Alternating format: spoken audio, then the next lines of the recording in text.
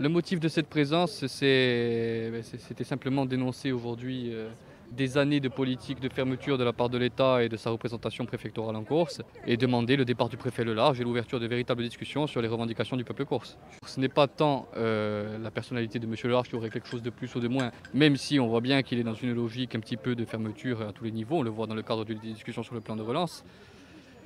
C'est plus la politique de l'État qui fait qu'aujourd'hui il y a un trop-plein, que ce soit pour la jeunesse ou pour le peuple corse en général. Les gens se sont prononcés démocratiquement pour des avancées majeures. L'État refuse, c'est un déni de démocratie et c'est anormal. Aujourd'hui, ce qu'on demande, c'est même pas un dialogue. Les Corses ont voté pour quelque chose, il faut l'appliquer. C'est pas question de dialogue. Il y a le statut de résident qui a été refusé. À la place, on nous envoie 5000 Français par an et on n'a aucun moyen de gérer ça et on se retrouve avec une submersion je dirais au niveau du béton, qui fait qu'aujourd'hui les Corses se retrouvent à pleurer pour avoir des logements, à devoir se loger dans des HLM, mais encore ils ne s'en construisent pas tant que ça. Et en parallèle, on a des Français qui viennent spéculer, qui viennent acheter des villas avec derrière une vocation locative, donc qui en plus gagnent de l'argent sur cela. On a demandé la co-officialité de la langue corse à la place.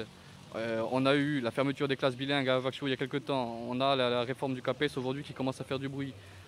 Tout ce qu'on demande, on a systématiquement un refus et derrière, on a un retour en arrière sur ce qui était déjà acquis. Alors nous pensons que la jeunesse doit comme toujours être un moteur des luttes du peuple, mais derrière, le peuple dans son ensemble doit se mobiliser à nos côtés et doit se lever pour faire valoir son droit à disposer de lui-même. On annoncera dans la semaine les futures mobilisations, mais on continuera sur des mobilisations symboliques au fur et à mesure des semaines, tant que la situation ne bougera pas.